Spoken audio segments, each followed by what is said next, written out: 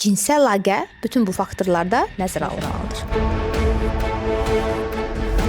Eyni analiz eyni insan demək deyil. Bəs niyə eyni analiz fərqli şərh olunur?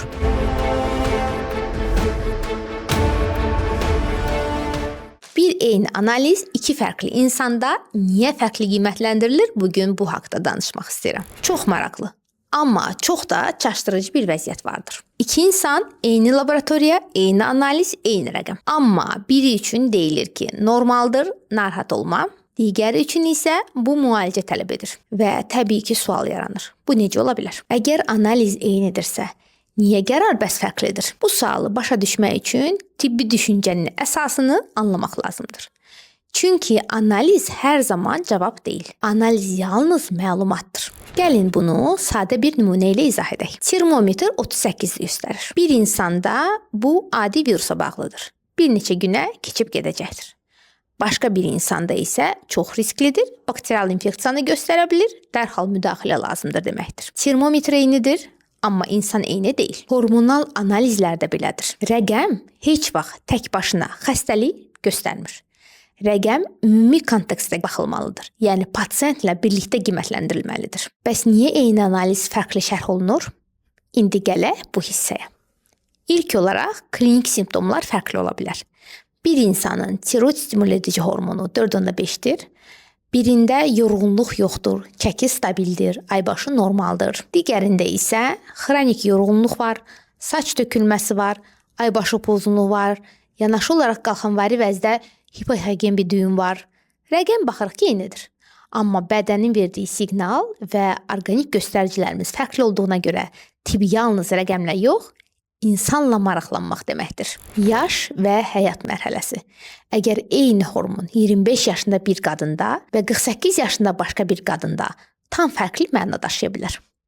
Məsələn, prolaktin, FSH, estrogen, menopauzaya yaxın dövrdə normal sayılan bir dəyər reproduktiv yaşda araşdırma tələb edə bilər. Çünki bədən eyni mərhələdə deyil. Üçüncüsü, digər hormonlarla münasibət. Hormonal sistem tək-tək işləmir. Bu bir orkestr kimidir və bir hormon tək başına normal görünə bilər, amma digər hormonlarla uyğunsuzluq varsa, artıq problemin olduğunu göstərə bilər. Məsələn, insulin, testosteron, tiroid stimuledici hormon, sərbəst T4, kortizol və prolaktin eyni rəqəm, amma fərqli hormonal fon. Fərqli qərar deməkdir. Saat və gün, şərait faktoru bu da hormonal analizlərdə mütləqdir. Hormonal analiz bədənin bir anlıq fotosudur və eyni analiz səhər veriləndə, axşam veriləndə fərqli rəqəmlər ola bilər və fərqli nəticələr alınacaqdır. Üstəlik, yuxusuzluq, stres, aybaşı günü, dərman qəbulu, cinsel əlaqə bütün bu faktorlarda nəzərə alınmalıdır. Bunların hamısı analizin mənasını tam dəyişir. Ona görə eyni rəqəm həmişə eyni vəziyyəti göstərmir. Normal aralıq anlayışı nədir? Laboratoriyada yazılan normal interval statistik anlayışdır. Yəni reaktivin statistik göstəricəsinin ortalamasını göstərir.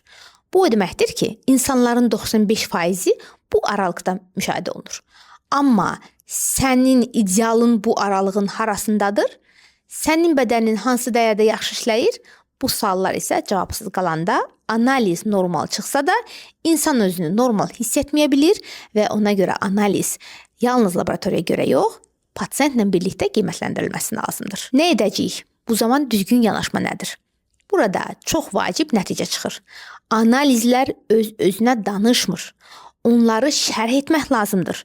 Onun üçün də düzgün yanaşma üçün də ilk öncə həkimə yaxınlaşmaq lazımdır. Analizləri AI metodları ilə yox, həkimlə müzakirə etmək, yaş, cins, həyat mərhələsi, yanaşı xəstəliklər, digər hormonlarla münasibət, saat, şərait faktoru hamısı bir-bir nəzərə alınması və sonda diaqnoz qoyulması lazımdır. Bu nöqtədə endokrinoloqun rolunun çox önəmli olduğunu gördünüz yəqin ki. Çünki endokrinologiya rəqəmi oxumaq yox, sistemi oxumaq, orqanizmi anlamaq və metabolizmi qiymətləndirmək deməkdir. Bu videonu paylaşmaq sadəcə maraqlı faktı paylaşmış olduğunuz deyil. Bu videonu paylaşaraq analizim normaldır, amma mən yaxşı deyiləm deyənlər üçün faydalı olacaqdır. Lazımsız müalicədən qorunmaq istəyənlər üçün, öz bədənini daha yaxşı anlamaq istəyənlər üçün vacib olacaqdır. Və unutmayın ki, eyni analiz, eyni insan demək deyil. Videonu sona qədər izlədinizsə, kanalıma abunə olmağı, videonu bəyənməyi və suallarınızı şərhlərdə yazmağı unutmayın. Özünüzə yaxşı baxın.